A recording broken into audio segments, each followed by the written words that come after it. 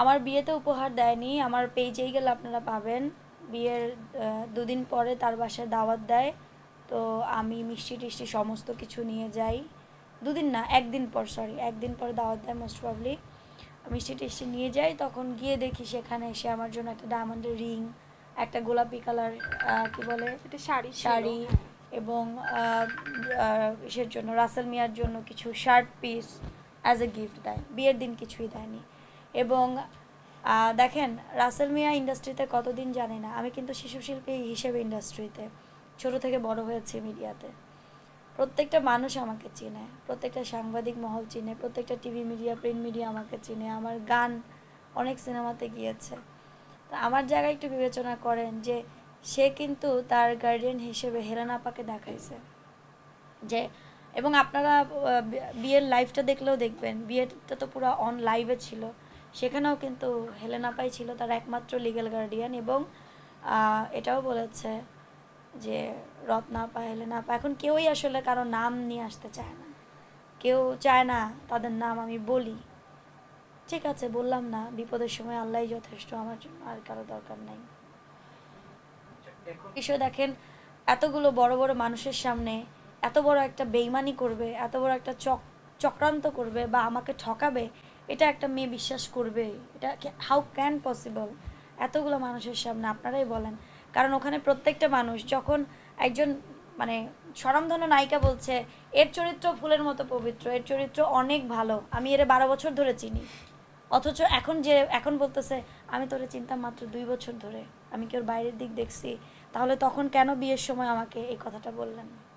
বিয়েতে যারা ছিল আপনারা ভিডিও দেখবেন, আমি নাম বলবো না।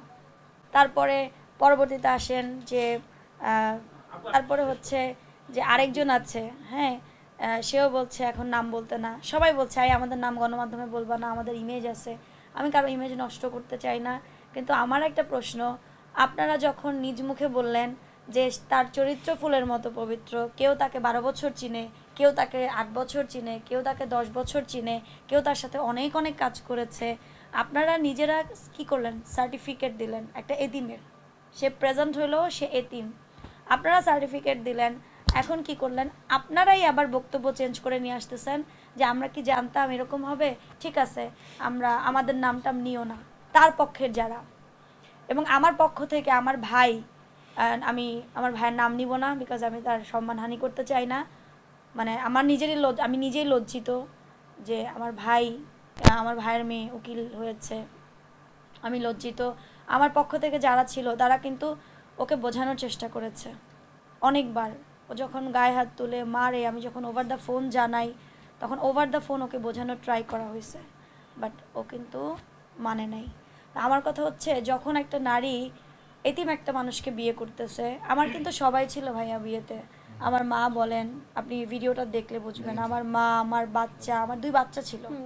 আমার ছেলেকে আমি ক্যামেরার সামনে আনি না, ও ছোট, নজর লেগে যায়। মাশাল্লাহ আমার ছেলে 2 বছর 6 মাস, যেহেতু বাবা নাই, সবাই বলছে একটু সাবধানে রাখো।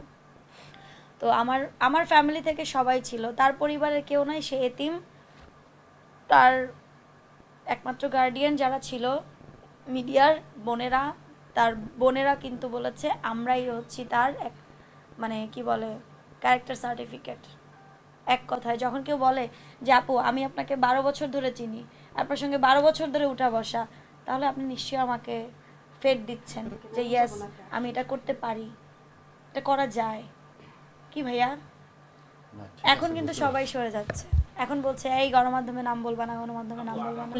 এখন এখানে যদি মানহানি হয় কিভাবে হয় দেখেন, যেখানে বিয়ে হয়েছে সেখানেই তো বলবেন। এখন যেই বাসায় বিয়ে হয়েছে আপনারা বলবেন কাজী অফিসে বিয়ে হয়েছে? প্লেসটার কথা বলছি। ফোন করে বলেছে আমি যাতে গণমাধ্যমে তার নামটা উচ্চারণ না করি, গণমাধ্যমে নাম আসুক। আমি বলছি আমি তো তোমাদেরকে দোষ দেই নাই, আমি বলছি তোমার বাসায় বিয়ে হয়েছে, তোমার মা কাজী নিয়ে আসছে মেরা দিয়ে কাজী অফিস থেকে।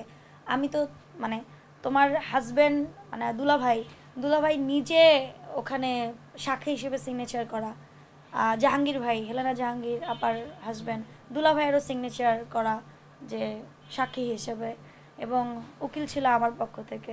তো যারা ছিল আমাকে কিন্তু আমার সাইড থেকে কেউ ফোন করে বলে নাই আমার নাম বলবা না, কেউ বলে নাই।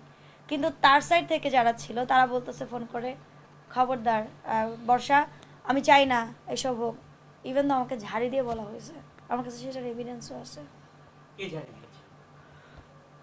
আমি সময় মতো সেটা আমি তো বলেছি, এরপরেই কিন্তু আমি একটা স্ট্যাটাস দিয়েছি, যারা ইন্ধনকারী আছেন, যারা ওর মানে এই অন্যায়ের জুলুম দেখে শুনে এবং আপনারা তাকে কি বলে পেছন থেকে পুশ করে আজকের এই দিনটা আমাকে নিয়ে এসছেন, আমি একজনকেও ছাড়বো না। ইভেন রাইট নাও আমি মেন্টালি ট্রমা, কোথায় আমাকে মানে মানসিক স্বস্তি দিবে তা না ফোন করে বলতেছে এই খবরদার আমার নাম নিবা না, আমার মান সম্মান হানি করবে না। তাহলে সেদিন কেন বলছেন 12 বছর ধরে চিনেন? সেদিন কেন ক্যারেক্টার সার্টিফিকেট দিচ্ছেন? বর্ষা বিয়ে করো, ও ভাই অনেক ভালো, ওর চরিত্র ফুলের মতো পবিত্র, ও কোনো মেয়ের দিকে তাকায় নাই কোনো দিন, তাহলে এখন কেন এগুলো বেরোচ্ছে?